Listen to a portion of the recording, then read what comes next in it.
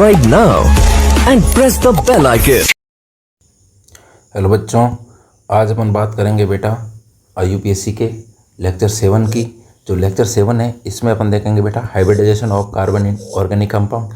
वैसे देखा जाए तो बेटा ये केमिकल बॉन्डिंग का लेक्चर है, लेकिन अपन को जितनी ऑर्गेनिक में इसकी रिक्वायरमेंट होगी उतना ही अपन इसको कवर करेंगे। तो हाइब्रिडाइजेशन को हिंदी मीडियम वालों के लिए बोलते हैं संकरण। आपको याद रखना, मैं बॉन्ड ऑन्ड बेटा पिछले लेक्चर में सब कुछ कैलकुलेशन करना सिखा चुका हूँ। आई बात समझ? नहीं देखा तो आप देख लो।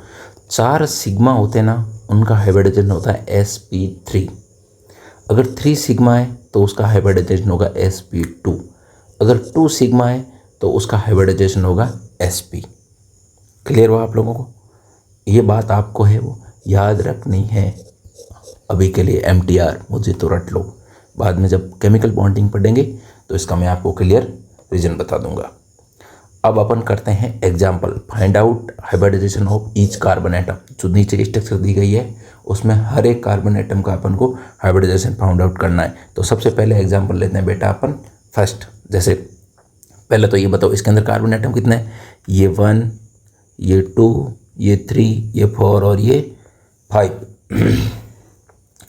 तो बेटा देखो अपन है ना, सबसे पहले इस कार्बन एटम का हाइब्रिडाइजेशन निकालते हैं।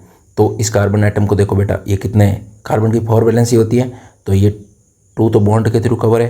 अब एक हाइड्रोजन इधर की तरफ और एक हाइड्रोजन इधर की तरफ, तो टोटल सिग्मा बॉन्ड कितने हो गए? 1, 2 और 3। तो इस कार्बन एटम का हाइब्रिडाइजेशन कितना हो गया बेटा?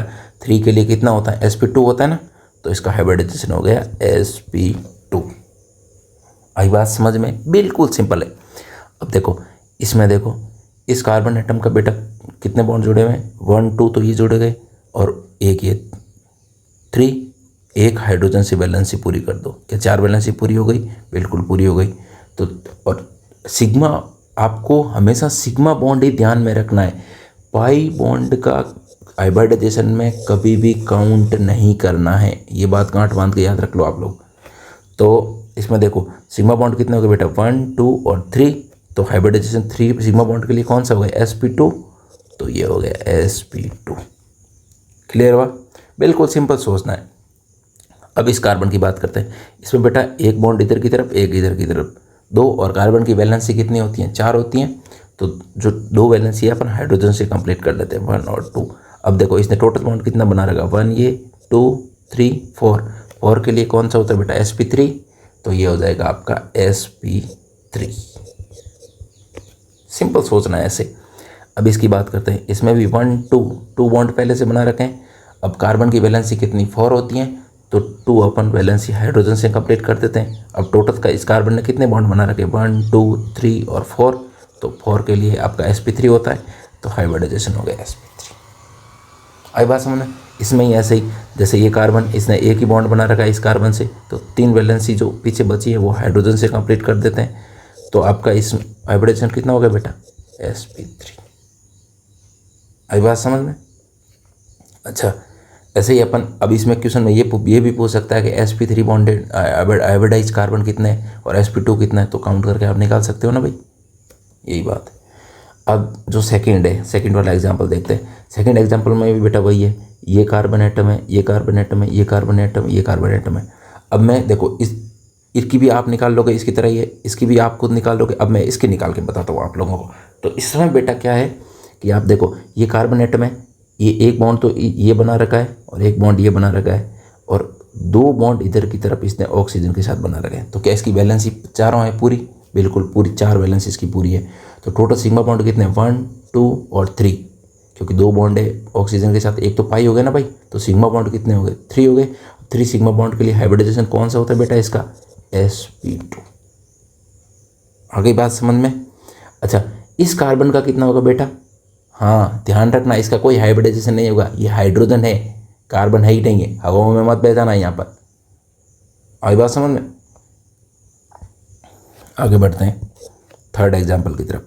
थर्ड एग्जाम्पल में देखो बेटा, सबसे पहले आप हैं जो कार्बन, ये कार्बन है, ये भी कार्बन है, ये भी कार्बन है, ये भी कार्बन है, ये भी है, ये भी है और ये भी है और ये भी है। तो आप देखो सबसे पहले अपन जो रिंग के बाहर वाले कार्बन है उनका हाइब्रिडाइजेशन निकाल लेते हैं। ये कार्बन है बेटा, इसमें देखो 3 बॉन्ड ये, एक ये, 4 बॉन्ड से ये टोटल बाउंडेड है। तो इसकी वैलेंसी पूरी है, बिल्कुल कार्बन 4 बॉन्ड ही बनाता है और 4 बॉन्ड बनाए में, तो इसका हाइब्रिडाइजेशन कितना हो गया।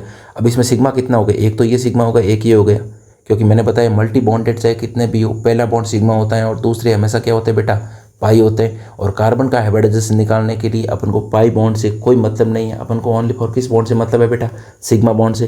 तो पहला ये सिग्मा बॉन्ड और दूसरा ये, तो टोटल सिग्मा बॉन्ड कितने हो गए, 2 के लिए आपका हाइब्रिडाइजेशन कितना हो गया, sp, खत्म बात। अब देखो ये इसमें बेटा देखो, ये एक बॉन्ड से हाइड्रोजन जुड़ा हुआ है और ये एक सिग्मा बॉन्ड हो गया इधर की तरफ और 2 पाई बॉन्ड हो गए, जिसका अपन को हाइब्रिडाइजेशन से कोई मतलब नहीं है। पाई बॉन्ड का कोई मतलब नहीं होता ना भाई हाइब्रिडाइजेशन में। तो इसका बेटा देखो आप 1 और 2 सिग्मा बॉन्ड हो गए, तो हाइब्रिडाइजेशन कितना हो गया, sp, खत्म बात, बिल्कुल सिंपल है। अब देखो इसमें से मैं आपके एक तो इसका निकाल के बता देता हूँ। अभी बात समझ, इस कार्बन का देखो, ये कार्बन है, इसमें एक तो सिग्मा बॉन्ड ये हो गया, एक ये हो गया और एक ये हो गया, तो 3 तो सिग्मा बॉन्ड हो गए और एक ये बेटा देखो इसका पाई बॉन्ड हो गया।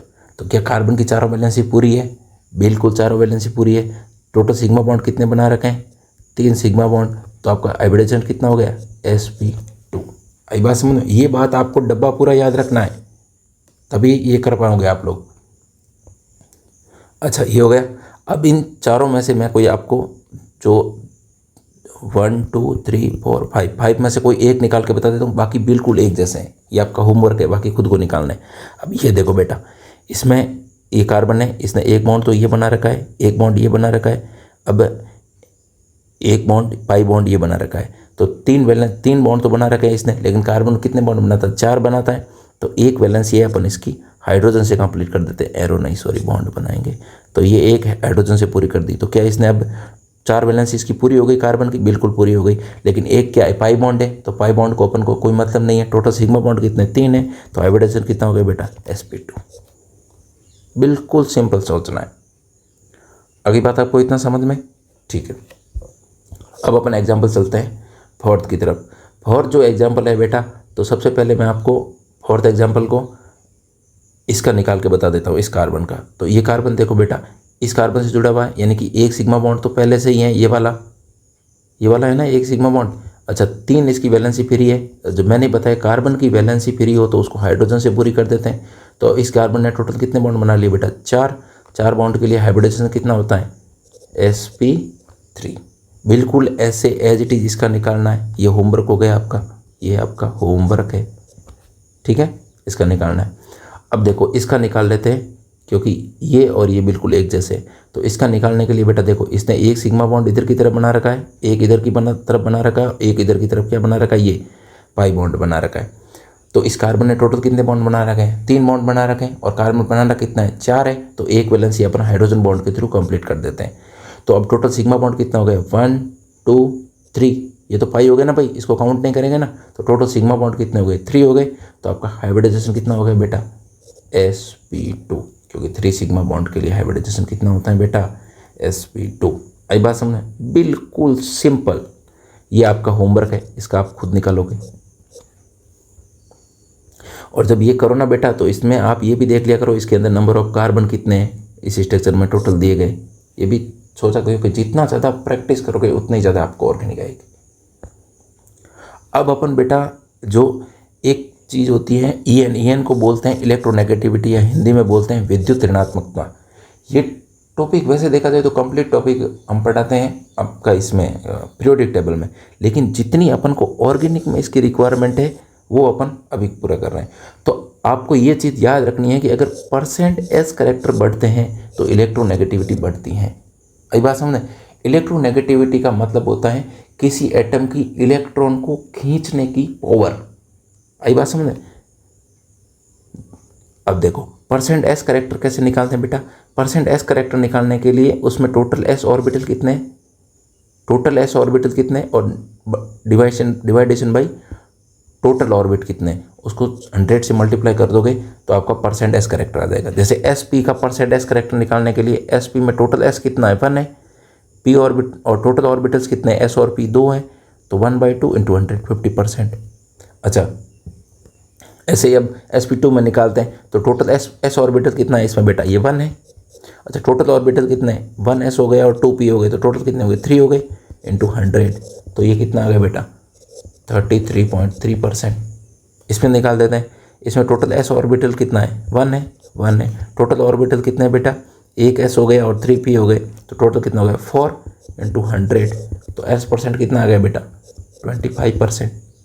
आई बात समझे। तो सबसे ज़्यादा s करेक्टर किसका है, sp का, उसके बाद sp2 का, उसके बाद sp3 का। आगे बात समझे, ये आपको याद रखना है। आगे अपन GOC वगैरह पढ़ेंगे तो काम आएगी एसिडिक बेसिक स्ट्रेंथ निकालने में। अच्छा, एक बात आपको ये इनऑर्गेनिक की है लेकिन आपको याद रखनी है यहाँ पर, इसका मैं जुगाड़ बता देता हूँ याद रखने का, लेकिन आपको MTR मुझे तो रट लो, याद रखना है।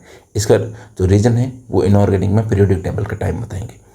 आपको याद रखना है बेटा, जो फ्लोरीन, ऑक्सीजन, नाइट्रोजन, कार्बन और बोरॉन होता है, इसमें जो फ्लोरीन होता है इसकी इलेक्ट्रोनेगेटिविटी, EN का मतलब इलेक्ट्रोनेगेटिविटी होती है 4। अब जैसे जैसे तुम इधर की तरफ चलते जाओगे तो 0.5 है वो डिक्रीज करते जाना है। 4 में से 0.5 डिक्रीज करोगे तो 3.5, 3.5 में से 0.5 डिक्रीज करोगे 3, ऐसे ही 2.5, ऐसे ही 2। तो आपको इनकी इलेक्ट्रोनेगेटिविटी फ्लोरीन की याद रख लेनी है। और ये मैं बता दूं, फ्लोरीन की इलेक्ट्रोनेगेटिविटी पूरी पीरियोडिक टेबल में सबसे ज़्यादा होती है। क्लियर हो आपको। तो सबसे ज़्यादा किसकी, फ्लोरीन की। फ्लोरीन की आपको याद रखने के बाद 0.5 माइनस करते जाना है इन सब के लिए। क्लियर हो गया। अच्छा, अब इसके बाद आपको याद रखना है एक जो नाइट्रोजन और क्लोरीन की होती है वो 3.5 होती है। जैसे नाइट्रोजन की